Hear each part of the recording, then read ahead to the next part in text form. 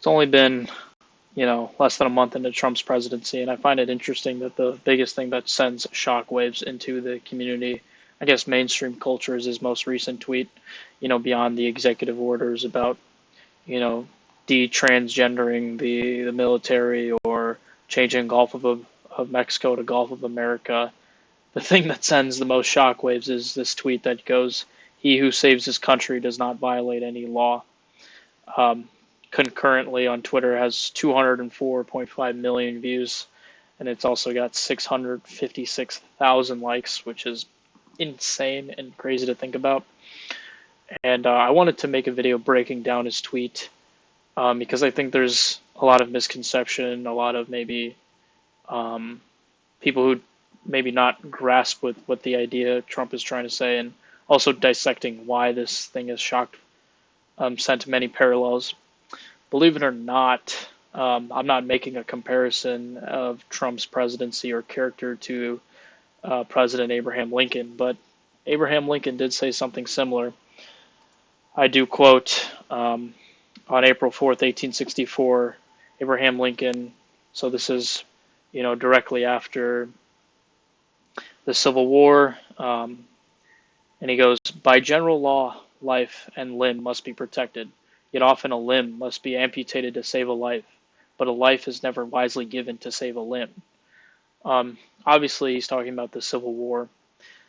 Um, the idea of Abraham Lincoln breaking habeas corpus rules, um, you know, we get taught in a very layman's history in, high school social studies courses that, Abraham Lincoln led us through the Civil War and he freed the slaves, which is a very obviously generalized and surface level understanding of what he did.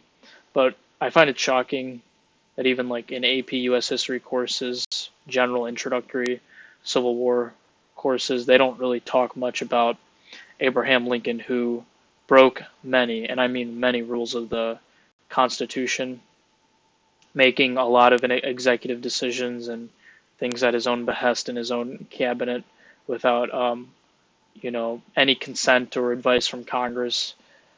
Most notably, and that what gets quoted a lot is the suspension of habeas corpus. Um, Essentially, in America, if you are arrested, you obviously need a warrant for that arrest, probable cause, all that stuff, and you also need a fair court trial to be put, sentence and all these things. Um, but under martial law, the idea that so since we're going through a war, Abraham Lincoln, um, imprisoned people who weren't even pro-slavery. They were just outspoken against Abraham Lincoln's handling of the war, and he locked them up. And Abraham Lincoln's reason for that is he compared the Constitution to a body, in the sense where he cut off, some of our fundamental constitutional rights of habeas corpus. He compared those to limbs, right? We cut off our limbs to save the life being the life of the country, the life of the Constitution. In Abraham Lincoln's understanding, it doesn't make sense to preserve the limbs when your life is in jeopardy. And, me personally, I still disagree with that. Um, the fact that we get to bend and twist the Constitution in certain cases, do I understand why Abraham Lincoln did the things he did? Yes. Does that still make it right? I don't think so. And that's my biggest criticism of Abraham Lincoln. I think it's important that we do have a constitution that is the supreme law of the land that does follow under these rules and restrictions. That goes to so far saying that not even a president under dire circumstances, we should have a constitution that stands the test of time no matter what the occasion. If there's an insurrection from the South, or we're engaged in World War II and we're about to drop a nuke on the Japanese. But Trump kind of echoed the statement, "He who saves his country does not violate any law," in the sense where if he's, his administration, his idea is, cutting all these government programs, putting all these executive orders, for example, ending birthright citizenship was a clear constitutional violation. All these things are at the behest and the the reason to quote unquote save the country, and therefore he's not breaking any law.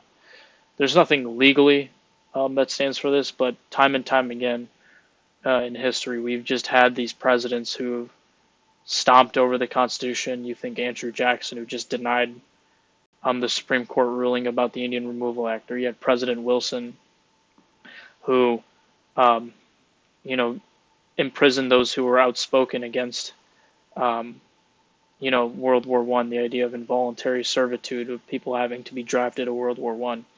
Even beloved people like John Adams passed the Alien and Sedition Acts, which, um, you know, took away people's fundamental First Amendment rights away for no reason.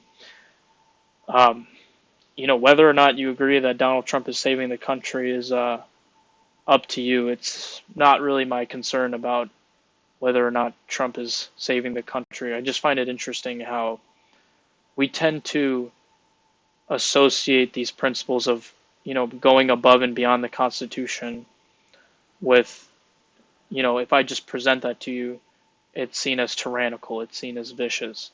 But we do have many cases in history, like Abraham Lincoln, most notably Abraham Lincoln, that's why I brought him up, who, quite frankly, for lack of a better term, spat all over the Constitution to, quote unquote, save the country. I think obviously a lot of people disagree with Donald Trump just because they don't like him. They don't like his ideas. They don't like his ideology. They don't like his policy, which is understandable. But the point of this video I'm trying to make is, this is not a first shocker kind of thing. This is not a first time we see a president exercise this ideology that they are above the law. Richard Nixon most notably did that.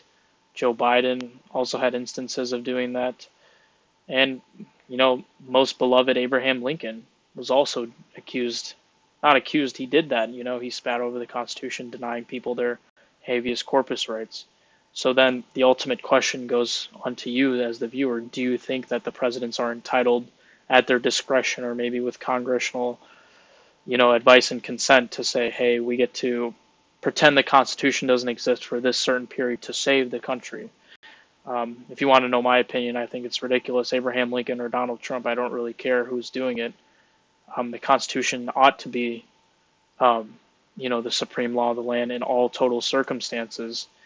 And if we find ourselves having to break the Constitution to, quote unquote, save the country, whether it's a civil war or Donald John Trump's second presidential election, that's a fault on ourselves, that we ought to make a Constitution amended that is more encompassing of all certain scenarios. It shouldn't be, because without a Constitution, there is no country, quite simply, and I think everybody can agree on that. But those who obviously ridicule Donald Trump don't really.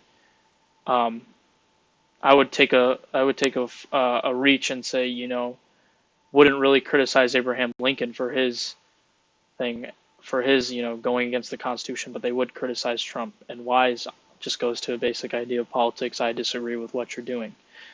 But, we can always play those what if scenarios. What if Abraham Lincoln was a malicious person and he didn't have the intent, locked down like Andrew Jackson, right? So my broader point is it doesn't matter who's president. The Constitution should always be the supreme law of the land. And people only exercise that argument when it's a president they disagree with, when I'm calling for we should exercise that argument for all presidents regardless of politics. But thank you for watching.